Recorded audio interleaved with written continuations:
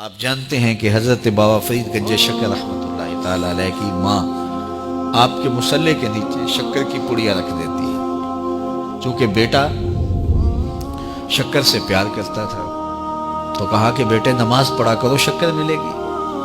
تو شکر کی پڑیاں چپکے سے مصلے کے نیچے رکھ دیتی ہے۔ بیٹا سلام پھیرتا ہے، مصلہ اٹھاتا ہے تو شکر کی پڑیاں مل جاتی۔ اللہ اکبر۔ ایک دن کہیں گئی تھی، واپس پلٹی تو راستے میں ہی لیٹ ہو گئی۔ تو دل میں رہ کے خیال آ رہا ہے آج بیٹا مصلہ اٹھائے گا تو میں نے تو آج شکر کی پڑیاں نہیں رکھی۔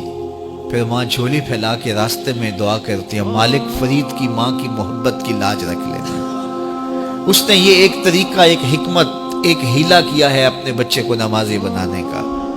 مالک فرید کی ماں کی لاج رکھ لینا۔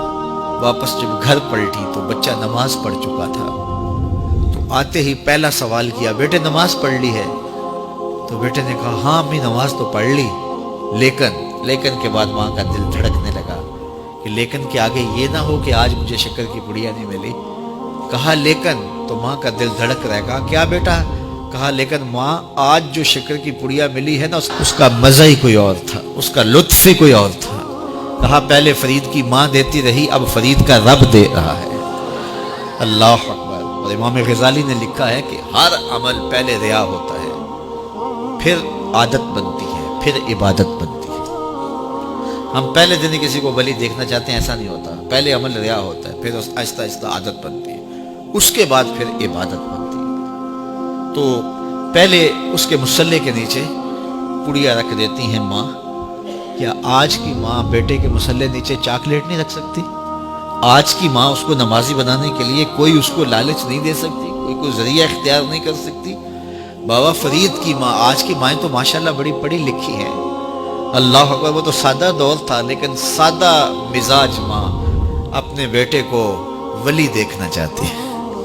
آج کی ماں اپنے بیٹے کو ڈاکٹر دیکھنا چاہتی ہے، انجینئر دیکھنا چاہتی ہے، اچھا بزنس مین دیکھنا چاہتی ہے۔ میں کہتا ہوں بنے، ہمیں خوشی ہے، لیکن سب سے پہلے ماں یہ سوچے کہ میں اپنے بیٹے کو عاشق رسول دیکھنا چاہتی ہوں، میں اپنے بیٹے کو اچھا انسان دیکھنا چاہتی ہوں، اچھا مسلمان دیکھنا چاہتی ہوں۔ باقی صفات بھی اس میں پیدا ہوں، لیکن جو بنیادی صفت ہے وہ بچے کے اندر کوٹ کوٹ کے بھر دی جائے۔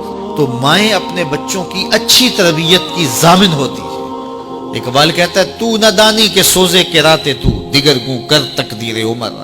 میری بہن تو نہیں جانتی، اگر تو بہن ہو کے قرآن پڑھے تو تیرے بھائی عمر کی تقدیر بدلے گی، اور اگر ماں ہو کے قرآن پڑھے تو بیٹا نیزے کی نوک پہ قرآن سنائے گا۔ حضرت خواجہ قطب الدین بختیار کاکی رحمۃ اللہ تعالی علیہ 14 پاروں کے حافظ تھے۔ جب استاد کے پاس پڑھنے گئے پہلے دن 5 سال 4 سال کی عمر میں، تو استاد نے کہا پڑھو الف لام میم، تو بیٹا سارا پارہ سنا دیتا ہے۔ کہا چلو بیٹا پڑھو سیقول السفہاء، تو وہ بھی پورا پارہ سنا دیتے ہیں۔ تلک الرسل فضلنا، پورا پارہ سنا دیتے، 14 پارے یوں سنا دیتے ہیں۔ کہا مجھے یہاں سے پڑھاؤ سبحان الذی اسریٰ بعبدہ۔ تو استاد حیرت سے کہتا ہے بیٹے جہاں سے 14 پارے حفظ کیے ہیں اسی درسگاہ سے باقی 16 بھی حفظ کر لیتے۔ کہا میری ماں کو آتے ہی 14 پارے تھے، حفظ 14 پارے میری ماں نے کیے تھے، اور صبح جب اٹھتی تھی کام بھی کرتی رہتی تھی اور قرآن بھی پڑھتی رہتی تھی، اور یہ 14 پارے ہمیں بچپن میں ماں کی گود میں یاد ہو گئے۔ اللہ اکبر۔ جب ماں ایسی ہو تو بیٹا قطب الدین بختیار کاکی ہی بنے گا، ماں مائی راستی ہو تو بیٹا بابا فرید بنے گا، اور ماں ایسی پاکیزہ صفت ہو کہ اس نے غیر محرم کو نہیں دیکھا تو بیٹا شیخ عبد القادر جیلانی ہی ہوگا، اور ماں فاطمہ ہو تو بیٹا حسین اور حسن ہی ہوگا نا۔ تو ماں باپ کی صالحیت کے اثرات مرتب ہوتے ہیں۔ تو باپ اپنی اولاد کو حرام کا ایک لقمہ بھی نہ کھلائے، اور ماں اپنی عصمت کی حفاظت اپنی جان سے بڑھ کر کے کرے، تو پھر نتیجہ کیا ہوگا کہ صالح اولاد پیدا ہوگی۔ لیکن جب ہم اپنے لقمے کا خیال نہیں کریں گے کہ پاکیزہ ہے یا ناپاکیزہ، اور ماں پردہ کرنا نہ کرنا اس کو کوئی فرق ہی نہیں سمجھتی ہے، تو پھر وہ بھول جائے کہ اس کی اولاد صالحیت کے رنگ میں ڈھلے گی۔